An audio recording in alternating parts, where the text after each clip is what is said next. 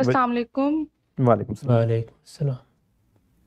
السلام غامدی صاحب، میرا سوال یہ ہے کہ جیسے ہم قرآن کریم پڑھتے ہیں تو ہمیں اس کی کچھ باتیں سمجھ میں نہیں آتی، پھر ہمیں یہ بتایا جاتا ہے کہ اس کو کانٹیکسٹ کے اکارڈنگ پڑھنا چاہیے، کہ جیسے کچھ آیتیں جنگ کے زمانے کی ہیں اور کچھ آیتیں امن کے زمانے کی ہیں، لیکن اس کے نتیجے میں جو ہے نا ہمارے دل میں سے کانفیڈنس نکل جاتا ہے کہ ہمیں یہ خوف رہتا ہے کہ یہ جو ہم حکم پڑھ رہے ہیں ہم اس کانٹیکسٹ کا نام دے کے رد تو نہیں کر رہے۔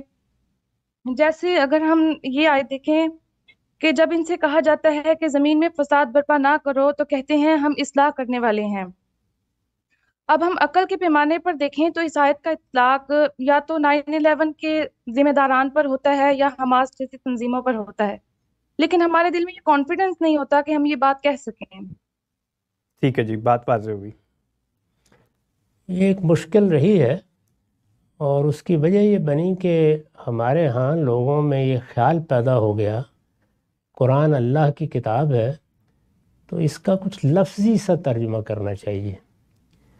یہ خیال صحیح نہیں تھا، اس سے بڑی مشکلات پیدا ہوئی ہیں اور قرآن مجید کے بارے میں عام لوگوں میں سوء ظن بھی پیدا ہوا۔ کسی بڑے ادب پارے کا اردو سے، عربی سے، انگریزی سے، کسی زبان سے آپ لفظی ترجمہ کر دیں، اس کی روح ختم ہو جاتی ہے، یعنی نہ اس کے آگے سے آپ کچھ سمجھیں گے نہ پیچھے سے سمجھیں گے۔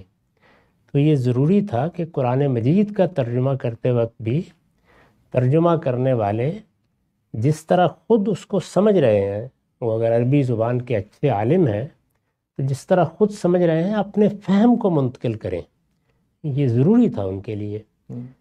اس میں ذرا ڈرتے ڈرتے لوگوں نے قدم نہیں رکھا، جبکہ جب ترجمہ آپ کرنے کے لیے اٹھے ہیں تو لفظی ترجمہ بھی کریں گے تو وہ بھی آپ کا فہم ہے جی، تو پوری بات کو سمجھ کر بیان کرنا چاہیے تھا۔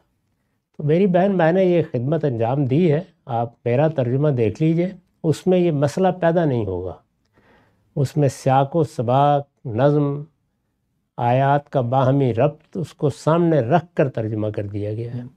بہت کم کہیں آپ کو اس کی ضرورت محسوس ہو گئی کہ آپ کانٹیکس کے بارے میں اس سوال سے دو چار ہوں جو سوال آپ کو پیش آیا ہے۔ دیکھ لیجئے پڑھ کے۔ تاہم قرآن مجید کو پڑھتے وقت کیونکہ قرآن کا اسلوب بڑے اعجاز کا ہے تو کہیں کہیں مشکل پیش آ سکتی ہے، اس کے لیے پھر ہم لوگ مختصر حواشی بھی لکھ دیتے ہیں تاکہ کچھ رہنمائی ہو جائے۔ میں ہمیشہ یہی مشورہ دیتا ہوں کہ پہلے مرحلے میں تو ترجمہ ہی پڑھیے تاکہ قرآن سے ایک براہ راست تعلق پیدا ہو، اور پینسل لے کے نشان لگا لیں کہ یہاں مشکل پیش آئی ہے، وہاں پھر حواشی یا تفسیر کی طرف رجوع کرنا چاہیے۔ اور اگر اس سے بھی بات واضح نہ ہو تو پھر کسی صاحب علم سے جو آپ کے زمانے میں ہو، جس سے آپ کا رابطہ ہو سکے، رجوع کر لیجیے، سمجھا دیں گے۔ دنیا کے باقی علوم میں بھی ہم ایسے ہی کرتے ہیں، جی، یعنی فلسفے کی، ادب کی چیزیں پڑھتے ہوئے بھی ایسے ہی ہوتا ہے۔ ہم اس کو پڑھتے ہیں، جہاں مشکل پیش آتی ہے وہاں پہ اہل علم کی طرف رجوع کر لیتے ہیں۔ اہل علم یعنی وہ لوگ جنہوں نے کسی کتاب، کسی علم یا کسی فن کو خاص موضوع بنایا ہوتا ہے، انہوں نے اس پہ کام کیا ہوتا ہے، زندگی اس کی نظر کی ہوتی ہے، تو ان سے رجوع کر لیا جاتا ہے۔ تو یہی طریقہ اختیار کریں۔ جس آیت کا آپ نے حوالہ دیا ہے وہ سورہ بقرہ کی ابتدا میں ہے۔ اس میں یہ بتایا جا رہا ہے کہ بعض لوگ جو کہتے تو یہ ہیں کہ ہم بھی مانے ہوئے ہیں، لیکن وہ یہ سب کچھ منافقت سے کہہ رہے ہیں۔